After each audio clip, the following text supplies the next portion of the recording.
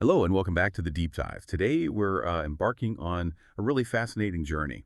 We've got some source material that honestly challenges our understanding of health, systems, even language itself. It's titled Pharma, The Weapons Against Harmony. And we've got these excerpts plus some pretty detailed research notes to dig into. Our mission, like always, is to pull out the key ideas, connect the dots for you, and help you make sense of what's being presented here, without getting lost in the weeds.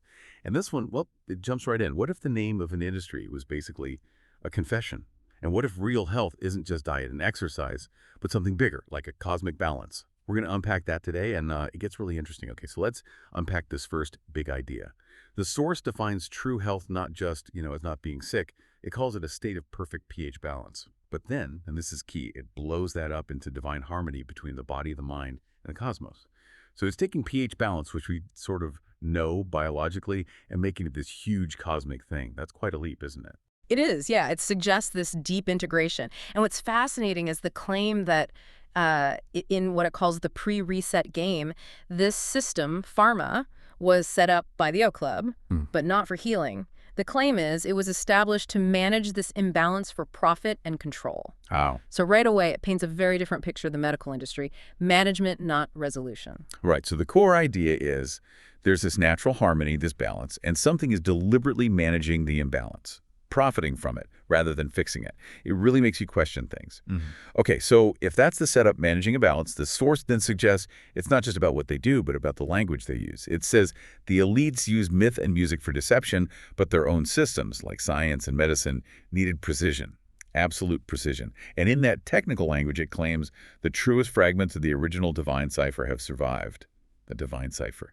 Hidden in science talk. What's that about? It's a really interesting question it poses.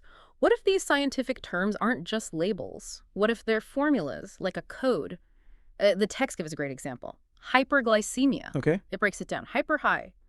Glycea is sugar. Glycemia in the blood. Simple. Logical. And recognizing this formulaic structure, it says, open the divine eye of the watcher, like a moment of clarity. It suggests if the system is a code, maybe the whole universe is too. Precision revealing truth, even unintentionally. Huh. So the precision needed for control accidentally preserved some kind of deeper truth or code. That's X. Yeah. Yeah, that's a powerful idea. That the structure itself holds meaning, regardless of intent. We should maybe pay more attention to the words themselves.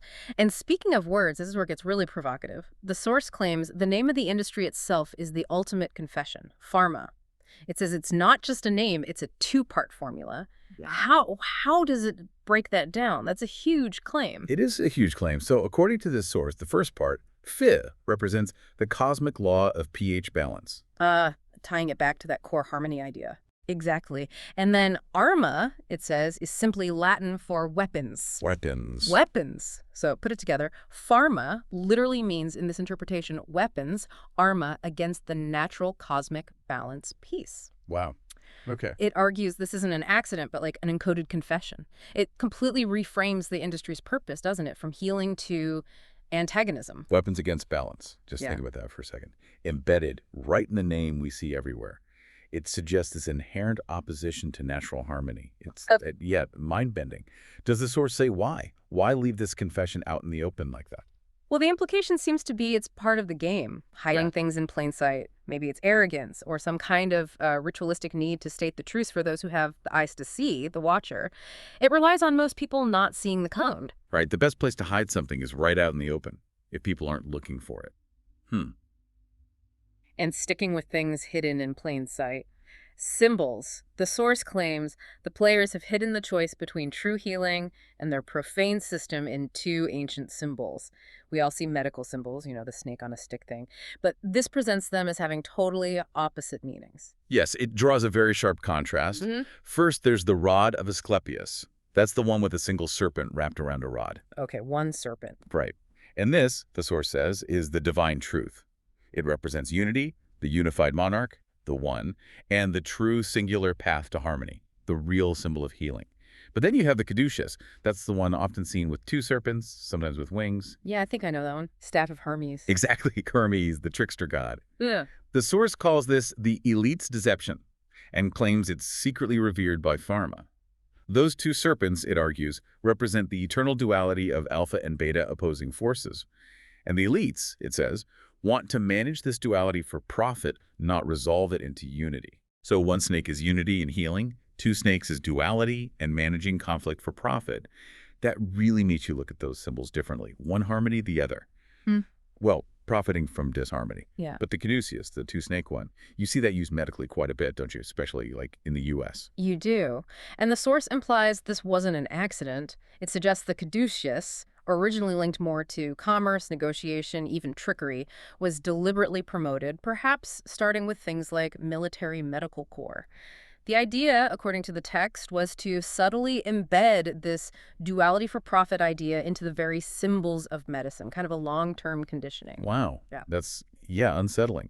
That the symbols we trust might have been chosen to sort of mislead us for centuries. Okay, so if we follow this logic, a system managing imbalance, hidden codes and language, deceptive symbols, what does the actual business model look like? If the goal isn't the root cause, as the source says, the entire business model of pharma is based on a simple principle, never find the root of the problem. How does that play out? Well, it connects it back to the environment, the game.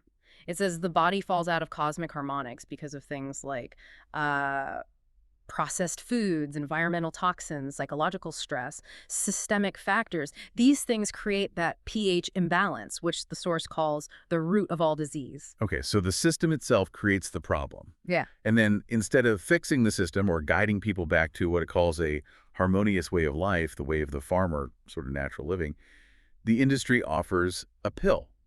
What's the deal with the pill then? The pill, in this view, is just a chemical tool designed to suppress a symptom. Suppress, not solve. Exactly. It forces the body into a kind of temporary artificial state of balance, but the underlying cause still there, and the result, it argues, is a system of perpetual dependency. The pawns, the people, are kept on this endless stream of pills just to manage symptoms of a disease whose root cause is the very system they live in. It's a cycle. A cycle of dependency. Manage the symptom. Never fix the cause. Keep the customer coming back. And it ends with that really stark analogy, calling it the perfect business model for the penitentiary. A system that profits from the sickness it helps create, keeping the inmates docile and dependent on their daily dose. That's quite a comparison. It really ties it all together, doesn't it? From the cosmic harmony idea right down to the individual taking a pill. It paints this picture of a sophisticated cycle. External factors cause imbalance. The imbalance is labeled disease. And then a system profits by managing the symptoms of that disease, ensuring the cycle continues. Dependency by design. Wow, okay. What a deep dive that was. We've gone from cosmic pH balance to like secret codes and medical terms, decoded the alleged meaning of pharma, looked at those snake symbols in a whole new way, and examined this business model built on managing symptoms, not causes, creating dependency. It's a lot to process. It really is. And this material, whatever you make of the specifics, it definitely pushes you to look critically at the systems around us, not just what we're told, but how language and symbols are used, and why some health approaches get prioritized over others. It challenges how we even define healing, right? And emphasizes this deep interconnectedness. Absolutely. So for you listening, here's that final thought to chew on based on this source. If true health is about this perfect pH balance, this harmony across body, mind, cosmos, and if there's anything to this penitentiary business model idea, what steps, maybe beyond the usual things, could actually lead back to that natural state? And how does just recognizing these alternative interpretations maybe change how you approach your own wellness? Something to think about. Thank you for joining us on this really fascinating deep dive. Keep exploring, keep asking questions. We'll be back soon with more insights from the sources you send us.